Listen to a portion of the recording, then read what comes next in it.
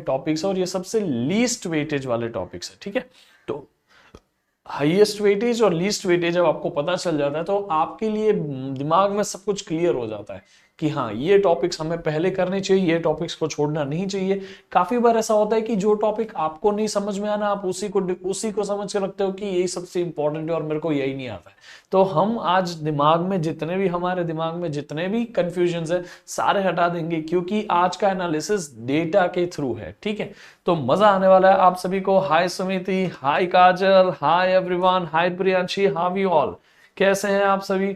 मजा आने वाला है in today's class. This class is going to be very special. चलिए शुरू करते हैं। Let's begin with my introduction. As you all know now, मैं हूं Tushar Patel, your physics expert. It's been more than 7 years that I've been teaching physics for class 9, 10, 11, 12 JEE NEET students, है ना। तो अभी मैं आ गया हूं आप लोगों को नीट की प्रिपरेशन कराने, जहां पे हम एक प्रॉपर तरीके से प्रॉपरली नीट को समझेंगे और ये नीट की प्रिपरेशन कैसे की जाती है उसको डिकोड करके अच्छे से उसको एग्जाम के लिए क्रैक करेंगे, ठीक है। तो नीट एग्जाम एक ऐसी एग्जाम है जहां पे आपको बहुत कुछ चीजें समझनी चाहिए, यानी कि आपको एक्चुअली में नीट को पहले स्टडी करना चाहिए, बाद में नीट की स्टडी चालू करनी चाहिए। यानी कि नीट एग्जाम क्या है ना, अगर ये आप समझ गए तो आपके लिए चीजें डिफिकल्ट नहीं होगी, उल्टा आपको चीजें आसान लगेगी, आपको लगेगा हाँ ऐसा पॉसिबल है। तो ये आपका पूरा का पूरा लाइफ चेंज कर देगा अगर आप नीट को समझ जाते हो एक बार, ठीक है। तो मैं अभी आपको दिखाता हूं कि नीट एग्जाम के लिए वैसे आपको थोड़ा बहुत जो भी सपोर्ट हमसे चाहिए रहता है, वैसे तो आप खुद में ही काफी है, बट हम आपको पूरा नीट का सिलेबस पढ़ाने वाले हैं। हर एक चीज में आपको मदद करेंगे। मैं आपको थोड़ी बहुत चीजें यहाँ पे बताता भी हूँ कि कैसे वो सारी एम्बाइब आपकी नीट की जर्नी में आपको मदद कर सकता है, ठीक है। सबसे पहला एक सिंपल, लास्ट क्लास में भी मैंने बात की थी, simple strategy, simplest and best strategy for study. Okay, which is the best strategy to study for NEET exam? वो है लर्न, प्रैक्टिस एंड टेस्ट, ठीक है। तो लर्न, प्रैक्टिस एंड टेस्ट, ये तीन चीजें हैं जो बहुत इंपॉर्टेंट है, ठीक है। सबसे पहले सीखिए, प्रैक्टिस करिए और टेस्ट दीजिए। अगर आपने हर टॉपिक के लिए इतना कर लिया ना, यू आर डन, आपका काम हो गया है। आपको हर एक टॉपिक को सीख लेना है, प्रैक्टिस करनी है उसके ऊपर क्वेश्चंस की, और आपको उसकी टेस्ट दे देनी है। फॉर एग्जांपल, आपको सबसे कोई भी एक रैंडम टॉपिक की बात करो तो फिजिक्स में आ जाइए, लर्न में आ जाइए। यहां पे आपको लेट्स से फिजिक्स की बात करते हैं सिर्फ, ठीक है। फिजिक्स के अंदर आपको लेट्स से काइनेमेटिक्स के अंदर एक टॉपिक सीखना है, ठीक है। तो यहाँ पे हम सबसे पहले जाएंगे बिग बुक में। बिग बुक में मैं आपको हमेशा कहता हूँ A book, B book, C book ये सब मत करिए, सिर्फ बिग बुक रखिए, क्योंकि बिग बुक में आपको सारे बुक्स का कंटेंट मिल जाएगा और आपको ये बुक वो बुक ई बुक के पीछे भागना नहीं पड़ेगा, ठीक है। मेजॉरिटी ऑफ स्टूडेंट्स कंफ्यूज होते हैं इस बात को लेके कि हम कौन सी बुक्स यूज करें। अभी वो कंफ्यूजन होने का नहीं है आपको, है ना, कंफ्यूजन में आपको नहीं रहने का है, क्योंकि आपको नीट के लिए हमने बिग बुक दे दी है। Big book is free of cost, आपको कोई इसका चार्जेस नहीं देना है। इसमें बहुत सारा डेटा अवेलेबल है, मतलब बहुत सारे क्वेश्चंस, बहुत सारे वीडियोस अवेलेबल है। फॉर एग्जांपल, हम जो बात कर रहे थे मैकेनिक्स के अंदर ना, काइनेमेटिक्स के चैप्टर के अंदर, अब देखो ये रहा काइनेमेटिक्स, उसके अंदर ये सारे टॉपिक्स है। Motion in a straight line, graphical representation of motion, motion in a plane. Let's say हम सिर्फ प्रोजेक्टाइल मोशन की बात करते हैं, तो प्रोजेक्टाइल मोशन के अंदर ये सारे वीडियोस आपके लिए अवेलेबल है, ठीक है। यहां से आप सीख सकते हो। ये छोटे छोटे वीडियोस है, उसके प्रैक्टिस क्वेश्चन वाले वीडियोस भी हैं यहाँ पे अवेलेबल, इससे भी आपको सीखने मिलेगा। इसके अलावा एज यू ऑल नो ना, क्योंकि आप एम्बाइवर्स है तो आपको पता ही है कि एम्बाइब के ऊपर अभी लाइव क्लासेस भी हो रही है, जहां पे हम आपको डिटेल में पूरा सिलेबस सिखा रहे हैं। जैसे कि आप देख सकते हो 2 June, that is tomorrow, tomorrow is my very first class, है ना, sorry, tomorrow is my second class of the NEET. ये है ट्रिग्नोमेट्रिक फंक्शंस के ऊपर, आप आइएगा, मैथमेटिकल टूल्स हम पढ़ रहे हैं अभी के लिए, तो ठीक है। तो आप जरूर आइएगा इस चीज को सीखने के लिए, ठीक है। तो ये क्लास हो रही है, ये लॉन्ग फॉर्म ऑफ नॉलेज है, लेकिन अगर आपको शॉर्ट फॉर्म ऑफ नॉलेज चाहिए तो आप लर्न पे जाके एम्बाइब एक्सप्लेनर वीडियोस देख सकते हैं, ठीक है। प्रैक्टिस में आपको वही सेम बुक के अंदर नंबर ऑफ क्वेश्चंस मिल जाते हैं प्रैक्टिस करने के लिए।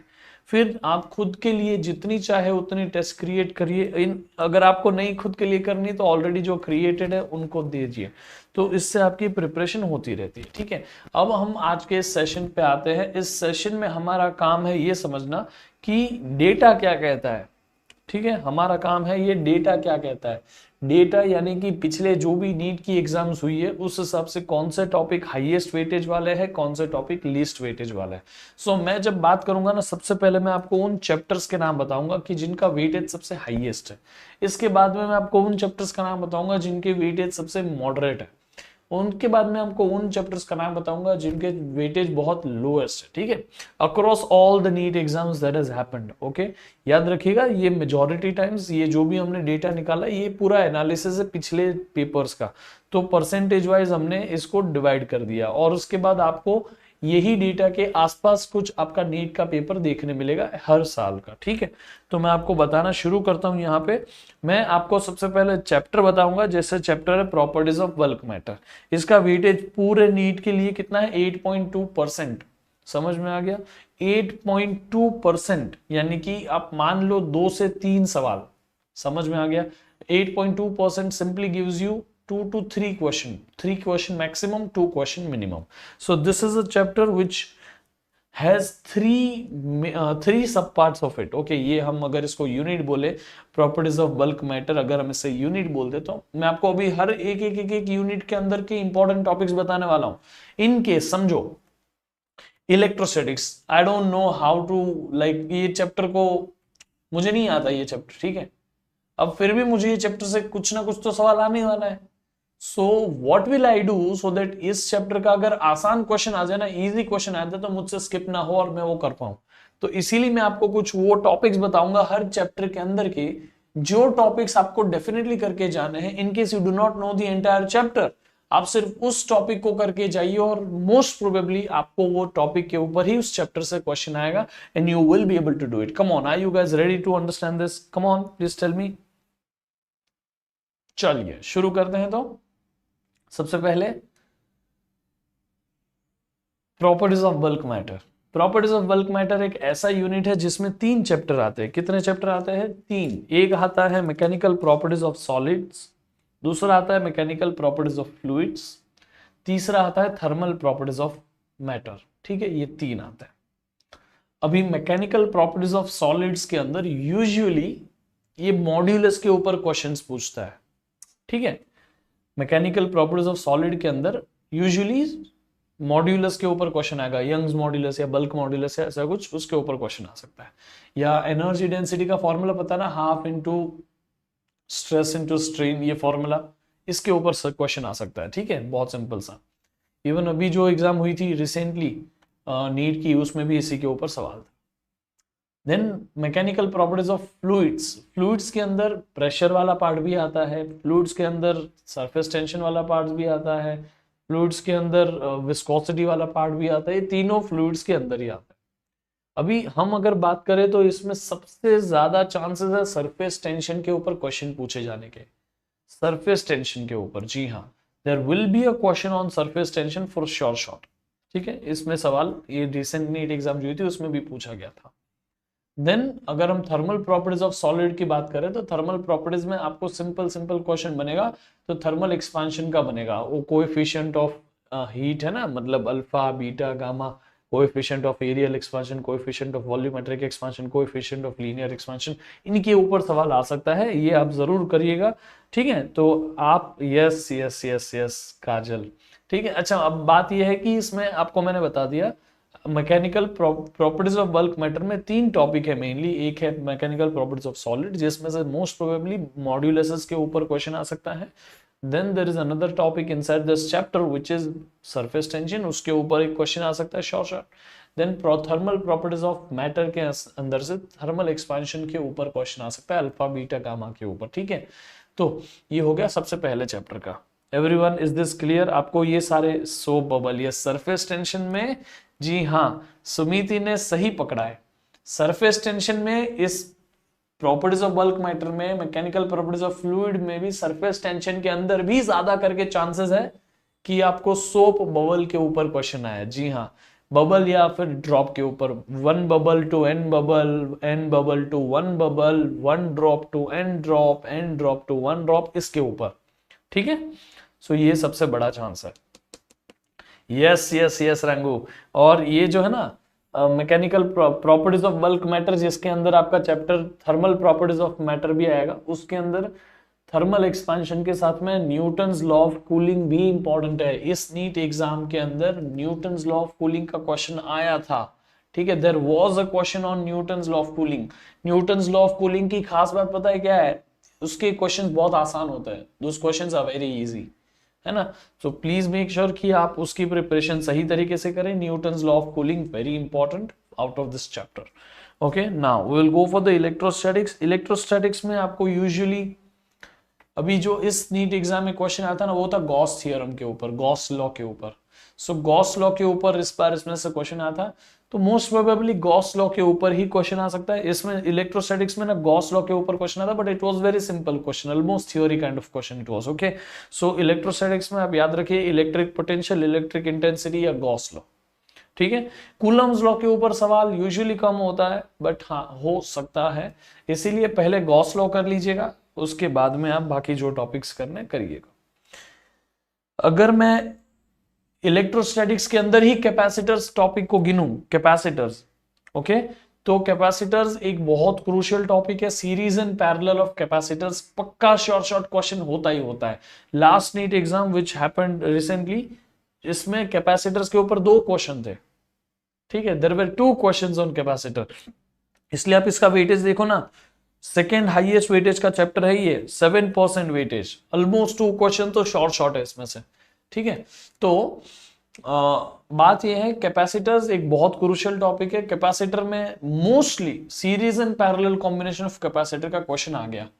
इन केस उस कैपेसिटर के क्वेश्चन को डिफिकल्ट करना होगा ना, तो कैपेसिटर्स के पैरेलल प्लेट कैपेसिटर के अंदर डाइलेक्ट्रिक्स को तोड़ मरोड़ के डालेंगे, आधा ये डाला, आधा ये डाला, आधा ये डाला, आधा ऐसा सब करेंगे, ठीक है। ज्यादा ज्यादा ये कर सकते हैं। सो प्लीज रिमेंबर दिस कि कैपेसिटर्स जो होता है वो बहुत इंपॉर्टेंट टॉपिक है इस पर्टिकुलर चैप्टर से। Everyone, is this clear? जो भी मैं बता रहा हूँ सबको समझ में आ रहा है ना? आप ये सारी चीजें नोट डाउन भी करके रखिएगा, बार बार ये सब सुनने नहीं मिलेगा, ठीक है। और ये एक्चुअली जो भी मैं बता रहा हूँ ये एनालिसिस के बाद, ऐसे रैंडमली टॉपिक्स नहीं है ये, ठीक है। Then we are done with this. Current electricity का weightage है 6.80%, 6.80% out of total NEET paper. That simply means इसके ऊपर से ज्यादा करके जो चांसेस है क्वेश्चंस आने के वो हो गई केवीएल के।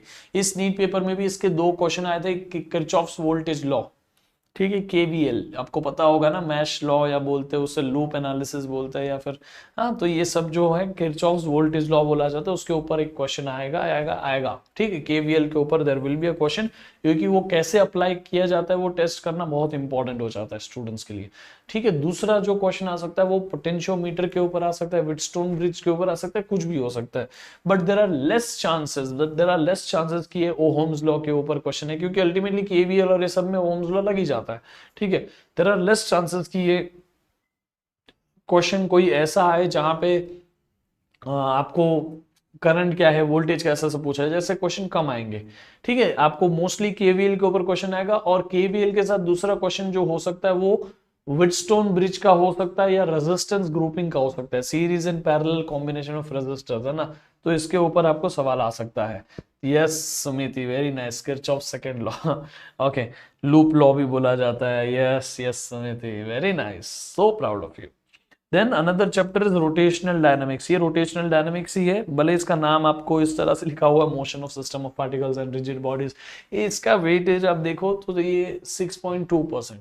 जब बात 6.2% की आती है ना, तो 2 क्वेश्चन है पक्का, ठीक है। 6.2 के ऊपर there are chances of 3 questions, ठीक है। अब बात यहाँ पे करते हैं system of particles and rigid bodies, मतलब रोटेशनल डायनामिक्स। रोटेशनल डायनामिक्स से 2 टॉपिक बहुत इंपॉर्टेंट निकलते हैं, मोमेंट ऑफ इनर्शिया और सेंटर ऑफ मास, ठीक है। इन दोनों के ऊपर सवाल आने के चांसेस इक्वल है, दोनों में से भी आ सकता है। मोमेंट ऑफ इनर्शिया के ऊपर सवाल बन सकता है, और मोमेंट ऑफ इनर्शिया को थोड़ा आगे लेके जाके रेडियस ऑफ गायरेशन पे भी सवाल बनाया जा सकता है, ठीक है, तो प्लीज मेक श्योर कि आप ये मोमेंट ऑफ इनर्शिया को अच्छे से समझे, क्योंकि this rotational dynamics is all about moment of inertia ना, there is nothing different in that. Okay, rotational dynamics अच्छे से समझिएगा। Then magnetic effect of electric current and magnetism. Magnetism में आप देखोगे तो इसका वेटेज इज अगेन ये 6.20, मतलब 2 क्वेश्चन का वेटेज है इसका। तो magnetic effect of electric current and magnetism के अंदर से आपको जो क्वेश्चन आएगा वो आएगा एम्पियर सर्किटल लॉ का। एम्पियर्स लॉ आपको पता होगा, है कि नहीं, जहां पे मैग्नेटिक फील्ड हम निकालते हैं किसी वायर के आसपास, किसी भी कंडक्टर के अंदर से करंट फ्लो करता है तो उसके आसपास मैग्नेटिक फील्ड निकालते हैं, तो वायर का शेप दिया जा सकता है, कभी ऐसा शेप हो सकता है, कभी ऐसा शेप हो सकता है, कुछ भी रैंडम शेप देके बोलेंगे कि बताओ इस पॉइंट पे मैग्नेटिक फील्ड कितनी है। सो आपको solenoid, toroid, straight line conductor, इन सब की मैग्नेटिक फील्ड कैसे निकाली जाती है किसी भी पॉइंट के ऊपर, इनके फॉर्मूलेज आने चाहिए। आपको फॉर्मूले पता होगा ना, B is equal to mu not n I, B is equal to mu not I upon 2 pi R, B is equal to mu not I upon 2 R, ये सब फॉर्मूले आपको पता हो गए, है ना। तो ये फॉर्मूलेज अप्लाई करने आपको आने चाहिए, ये सबसे क्रूशियल है। और मैग्नेटिज्म में अगर कोई टॉपिक मैं चाहता हूं मैं पूछूं तो मैं यूजुअली पूछूंगा soft and hard magnetic materials के ऊपर, यानी कि डाया पैरा फेरो तो अगर हो गया ना पूछ के, तो यूजुअली डाया पैरा फेरो का ना बात हम केमिस्ट्री में भी कर लेते हैं, इसीलिए चांसेस कम होते हैं कि डाया पैरा फेरो के क्वेश्चन है। बट हाँ, soft and hard magnetic material, hysteresis loop, इसके ऊपर क्वेश्चन जरूर आ सकता है मैग्नेटिज्म के अंदर, ठीक है। Then another is electronic device. Electronic device में कुछ भी पूछे ना पूछे, लॉजिक गेट का सवाल पक्का होगा, ठीक है। लॉजिक गेट का सवाल is short question from logic gates, ठीक है। ये हाई वेटेड चैप्टर्स थे इलेक्ट्रॉनिक डिवाइसेस में, बड़ा सा चैप्टर है, लेकिन लॉजिक गेट ऐसा शॉर्ट क्वेश्चन है कि कुछ नहीं पढ़ोगे ना उस चैप्टर से, ठीक है। लॉजिक गेट्स छोड़ के गए ना तो प्रॉब्लम है, क्योंकि logic gate is one of the simplest topic, और आपने उसी को छोड़ दिया तो इसमें से शॉर्ट जो क्वेश्चन आने लगे तो आपको नहीं आ पाएगा, ठीक है। तो आई होप कि मैंने आपको बता दिया कि ये सारे हाई वेटेड चैप्टर के अंदर सबसे इंपॉर्टेंट टॉपिक्स कौन से थे। Now we will go for medium weightage topics. Medium weightage में है ray optics, wave optics, electromagnetic induction and AC circuits. अब मैं एक एक करके बात करता हूं। Ray optics, the beauty of this is, इसमें बहुत सारी चीजें हैं, बट ज्यादा करके जो इसमें सवाल आता है ना वो पावर के ऊपर आता है, पावर ऑफ लेंसेज के ऊपर, है ना। लास्ट नीट की एग्जाम में भी जो क्वेश्चन आता है वो पावर के ऊपर ही आया था, ठीक है। अगर पावर के ऊपर नहीं आया तो ऑप्टिकल इंस्ट्रूमेंट्स भी इस चैप्टर के अंदर आता है एक पार्ट, जिसमें माइक्रोस्कोप और टेलीस्कोप करके हैं, उसके ऊपर पूछा जा सकता है, ठीक है। तो याद रखिएगा इसे। Then electromagnetic induction and AC circuits, EMI बहुत बड़ा वास्ट है, उसमें से क्या आएगा पता नहीं, लेकिन एसी सर्किट का क्वेश्चन जो है वो शॉर्ट आएगा। ऑल्टरनेटिंग करंट का जो सर्किट, ऑल्टरनेटिंग करंट करके जो चैप्टर है, उस ऑल्टरनेटिंग करंट के जो एसी सर्किट्स के क्वेश्चंस होते हैं वो शॉर्ट क्वेश्चंस होते हैं, क्योंकि उस क्वेश्चंस को आपको अच्छे से करना होता है, ठीक है। आपको उसमें series R L C circuit दे दिया जाएगा, सीरीज आर एल दिया जाएगा, सीरीज एल सी दिया जाएगा, आपको रेजोनेंस के ऊपर क्वेश्चन पूछ लिया जाएगा। तो एसी सर्किट्स का क्वेश्चन शॉर्ट क्वेश्चंस होता है, प्लीज याद रखिएगा। Then atoms and nuclei, most probably इसमें हाइड्रोजन के ऊपर सवाल होगा, मतलब ऑर्बिट्स ऑफ हाइड्रोजन, है ना, ओ बोर्स ऑर्बिट, आपको पता होगा बोर्स ऑर्बिट के ऊपर क्वेश्चन हो सकता है, हाइड्रोजन स्पेक्ट्रम के ऊपर क्वेश्चन हो सकता है। तो एटम्स एंड न्यूक्लिया में से ये ज्यादा करके क्वेश्चन हो सकता है। और मतलब ये जो मैंने आपको 2 टॉपिक बताया ना, ये एटम्स के टॉपिक हैं, जिसमें आपको इंपॉर्टेंट टॉपिक है बोर्स ऑर्बिट के क्वेश्चंस, ठीक है। Bohr's radius of Bohr's orbit का रेडियस, इसके ऊपर क्वेश्चन आ सकता है। और दूसरा क्वेश्चन इसमें ये हो सकता है कि हाइड्रोजन स्पेक्ट्रम, सारी के सारी स्पेक्ट्रम में से कुछ भी अलग अलग चीजें पूछी जाए, सीरीज लिमिट बोलो या फिर कुछ भी, आपको मतलब हाइड्रोजन स्पेक्ट्रम के ऊपर सवाल पूछा सकता है। न्यूक्लियाई के अंदर क्या पूछा जा सकता है, न्यूक्लियाई के अंदर यूजुअली हाफ लाइफ के ऊपर सवाल पूछ सकते हैं, ठीक है, हाफ लाइफ के ऊपर। जी हाँ Kajal, very nice, I you remembered, very nice topic.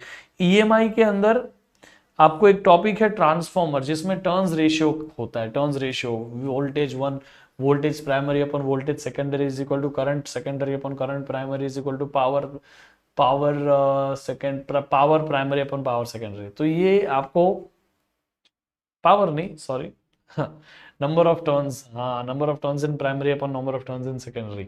तो ये आपको रेशियो है, टर्न्स रेशियो, जो इलेक्ट्रोमैग्नेटिक इंडक्शन चैप्टर के अंदर है, इसको भी आपको करना चाहिए।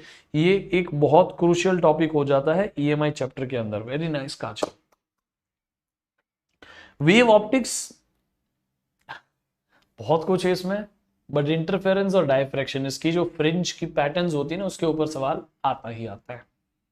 लॉज ऑफ मोशन में क्या बताऊं यार, इसमें लॉज ऑफ मोशन में से mostly there will be one question, और ये जो लॉज ऑफ मोशन का एक क्वेश्चन है ना,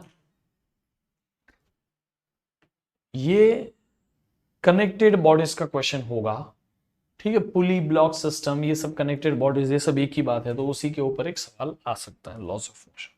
then these are low weightage chapters, see these are low weightage chapters, इन सबका वेटेज एक क्वेश्चन का ही है, ठीक है। अब ध्यान से देखिएगा, सबसे पहला है वर्क एनर्जी एंड पावर। इसमें से mostly question vertical circular motion का आएगा, वीसीएम का, ठीक है। Dual nature of matter and radiation, Einstein's equation, sorry, dual nature of matter में आइंस्टाइन्स इक्वेशन नहीं आता है, ड्यूल नेचर ऑफ मैटर में डी ब्रोगलीज इक्वेशन आता है। सो डी ब्रोगलीज एक बहुत क्रूशियल हो जाता है टॉपिक ड्यूल नेचर के अंदर, ठीक है, याद रखिएगा। और इसी में अगर मैं आपको बताऊं फोटो इलेक्ट्रिक इफेक्ट वाला टॉपिक भी इसी में डाल देंगे, तो फोटो इलेक्ट्रिक इफेक्ट के ऊपर सवाल आ सकता है। वेव्स, ये नॉर्मली साउंड वेव्स के बारे में है, तो आपको पता है वेव्स बहुत बड़ा टॉपिक है, जिसमें स्टेशनरी वेव्स भी आ जाएगा, ये वो सब कुछ आ जाएगा, तो वेव्स बहुत बड़ा है। इसमें यूजुअली स्टेशनरी वेव्स का क्वेश्चन आ सकता है, और स्टेशनरी वेव में आप सभी को पता है टेंशन, वो रस्सी को प्लग करके अलग अलग जगह पे ऐसा वो सब करने का, वेव्स क्रिएट करने का, नोड्स, एंटी नोड्स, है ना। देन वो open pipe organ, open organ pipe, closed organ pipe, ये सब पता है ना आपको, उसके ऊपर क्वेश्चन आ सकता है वेव्स के अंदर। Then there is physical world and measurement. इसमें से 99% चांसेस है एरर्स का क्वेश्चन आए, ठीक है। एरर्स, एरर्स बहुत इंपॉर्टेंट है, बहुत इजी भी है, तो एरर्स कर लो, आपका फिजिकल वर्ल्ड एंड मेजरमेंट ये टॉपिक हो जाएगा, ठीक है। देन इलेक्ट्रोमैग्नेटिक वेव्स,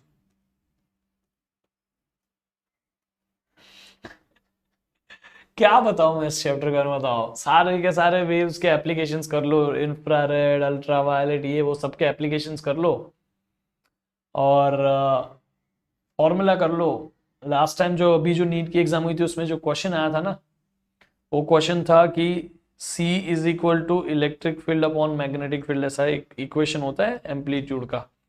तो बस आपको ये अप्लाई करना था, you had to just multiply this two things and you'll get another value, ऐसा करना था बस। तो इलेक्ट्रोमैग्नेटिक वेव्स के ऊपर सिंपल क्वेश्चंस आते हैं, नॉट टू वरी अबाउट, ये बहुत थियोरेटिकल टॉपिक है, खुद कर लेना, बहुत इजी वे में हो जाएगा, ठीक है। तो next is behaviour of perfect gases and kinetic theory. इस चैप्टर का नाम काइनेटिक थ्योरी ऑफ गैसेस भी है। इसमें से आपको अलग अलग टॉपिक्स के ऊपर सवाल आ सकते हैं, जैसे प्रेशर का formula P is equal to 1/3 rho C square, है ना, you must be remembering this formula.